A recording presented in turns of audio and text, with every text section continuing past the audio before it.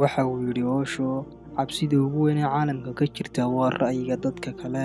Ilbiriqsigii aad bilowdo inaanad ka cabsan ra'yiga dadkana, laguguma tirin doono inaad wananka ka mid tahay. Waxaad noqon doontaa libaax. Libaaxuna cidna ma raaco. Libaaxu waxa uu noloshiisa ku xukumaa qaab dhammaystiran. Libaaxu ma aqbalo in wax loo yeedhiyo, lagumana idhaahdo maxaad samaynaysaa ama xaggee baad tegaysaa. Libaaxu waxa uu shaqadiisa u qabtaa si bilaa cabsi ah oo isku filnaansho leh. Libaaxu waa boqorka kaynta, mana aha inuu isagu ugu weyn yahay, mana aha inuu ugu dheereeyo, mana aha in la siiyey wax ka duwanaanshaha xayawaanada kale ka sokow. Keliya waa caqliyadda libaaxa, taasoo ka dhigtay boqorka kaynta. Haddaba maxay tahay caqliyadda libaaxu? Sidee baynu ugu dabaqi karnaa nolosheenna? Haddaba haddaynu soo qaadanno caqliyadda koowaad, waa geesinimo bilaa cabsi ah. Geesinimadu waa calaamad aasaasi ah oo uu leeyahay libaaxu. Libaaxu weligii isma dhiibo. Libaaxu weligii isma dulleeyo, keliya dhimasho ayaa uu ka doorbidaa. Si kastoo aad u tahay mid ay ku hareeraysan yihiin dhibaatooyin nololeed, ha isdhiibin, hana ka cabsan inaad hore ugu socoto waxa aad dhab ahaan u doonayso. Si kastoo aad sannado badan wax iskugu dayday, haddana aad weli meel bannaan u taagan tahay.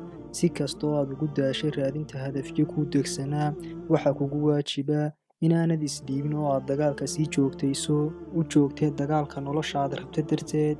Caqliyadda labaadna waxay tahay xorriyadda. Libaaxu waxa uu ku raaxaystaa xorriyad. Maxaa yeelay libaaxu waxa uu raadiyaa xorriyad, waxa uu neefsadaa xorriyad, mana aqbalo waxaan iyada ka ahayn. Dabeecaddiisu waxay u sheegtaa inuu u dhiman karo xorriyadda darteed. Lama helayo wax ka qiimo badan xorriyadda oo yaalla arlada dusheeda. Waa shay aanay suurtagal ahayn inaad fahamto adoo waayo ma ahane. Adiga noloshaada gaarka ah waxaa kugu waajiba inaad u dagaalanto xorriyaddaada. Xorriyaddu waa inaad ahaato sida aad doonayso. Xorriyaddu waa u noolaanshiyaha si waafaqsan shuruudahaaga. Xorriyaddu waxay ilaalisaa dhammaan cadaaladda noolaha. Lama soo helayo wax ka qiimo badan xorriyadda. Caqliyadda saddexaadna waxay tahay ilaalin, alximaaya. Libaaxu waxa uu ilaaliyaa shay walba oo agtiisa qiimo ku leh, sida qoyskiisa, cuntadiisa, iyo wixii la mid ah ee soo raaca. Haddaba waa maxay waxa loo baahan yahay ilaalintiisu? Waa maxay waxa aad dagaal kaga doorbidi lahayd noloshaada? Waa maxay waxa aad diyaarka u tahay inaad wakhtigaaga u hurto? Waa maxay hadafkaagu? Waa maxay waxa noloshaada macnaha u yeelaya? Haddaba waxa ay jawaabtaadu noqoto ee aad su'aalahaas oo dhan aad kaga jawaabto, kaas ayaa mutaystay inaad dartii aad u dagaalanto. Caqliyadda afraadna waxa ay tahay isku filnaansho. Waxaa la yidhaahdaa libaaxyadu waxay celcelis ahaan seexdaan 20 saacadood maalinkii, laakiin weligood ma haleesho gaajo.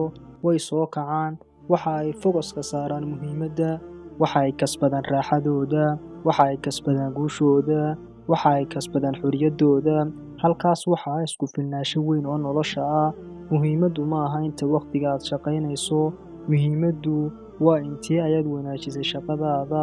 Ka shaqee wixii noloshaada u muhiima, adigoo meel awoodda saaraya. Intaas ayaan kusoo gabagabayn doonaa barnaamijkeennii maanta. Wassalaamu calaykum.